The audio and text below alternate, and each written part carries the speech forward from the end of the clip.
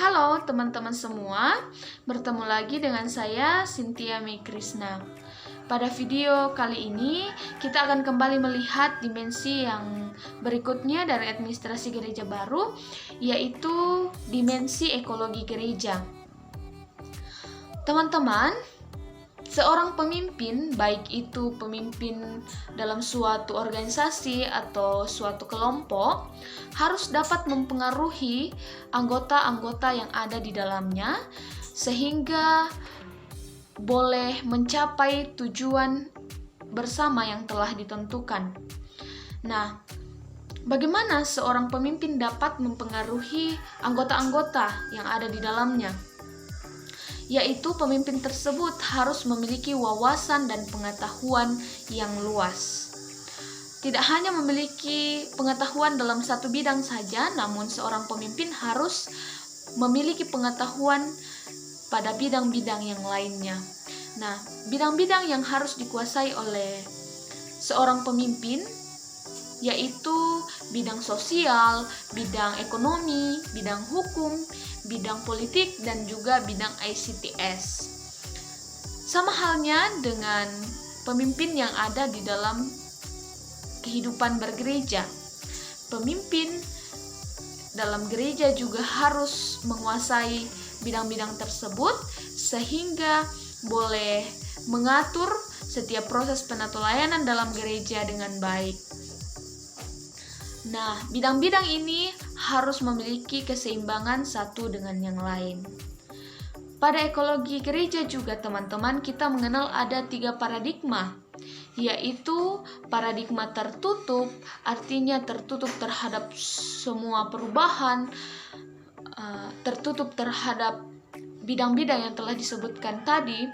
Kemudian paradigma yang kedua adalah paradigma terbuka, kebalikan dari paradigma tertutup, yaitu terbuka terhadap setiap perubahan-perubahan yang ada, terbuka terhadap bidang-bidang yang telah disebutkan tadi. Kemudian paradigma yang ketiga yaitu paradigma moderat. Paradigma moderat ini berada di antara kedua paradigma yang awal, yaitu berada di antara paradigma terbuka dan paradigma tertutup.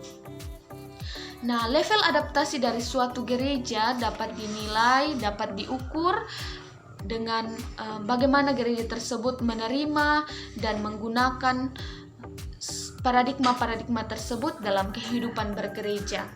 Pada video ini, saya akan menjelaskan secara singkat kepada teman-teman sekalian 2 bidang dari kelima bidang yang telah disebutkan tadi, karena kedua bidang ini sudah sangat sering terjadi dalam kehidupan bergereja kita saat ini.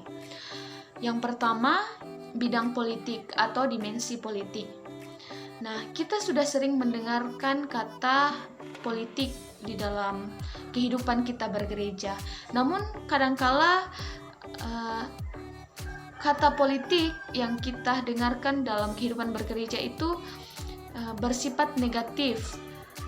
Namun, teman-teman, tidak selamanya politik yang kita kenal itu bersifat negatif. Politik juga sangat mengambil peran penting di dalam kehidupan bergereja.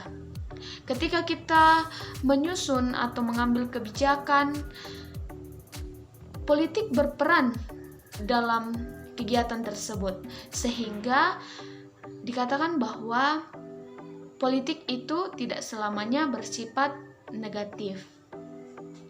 Politik sangat membantu kita dalam mengatur proses penatelayanan di dalam gereja. Kemudian yang kedua, bidang yang kedua yaitu ICTS atau informasi dan komunikasi. Teman-teman, kita sekarang berada pada era digitalisasi yang semakin berkembang, semakin meningkat. Jadi seorang pemimpin juga harus menguasai yang namanya digitalisasi. Seorang pemimpin yang hidup pada era sekarang ini harus menguasai digitalisasi. Jika tidak, maka akan mengalami ketertinggalan dari gereja-gereja yang lainnya atau hal-hal yang lainnya. Jadi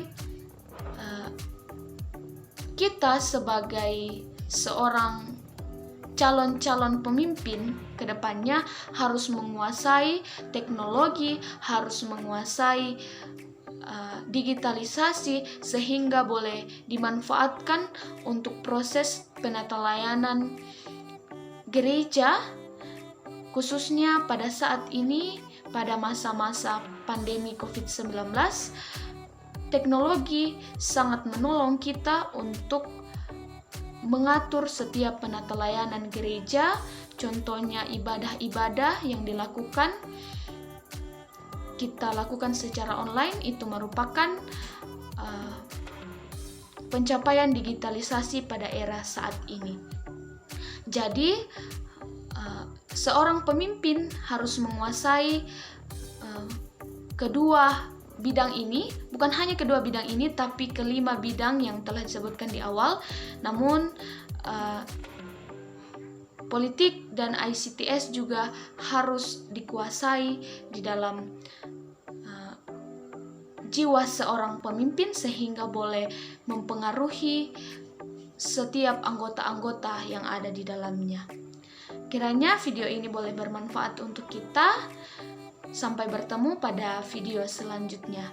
Terima kasih, sampai jumpa.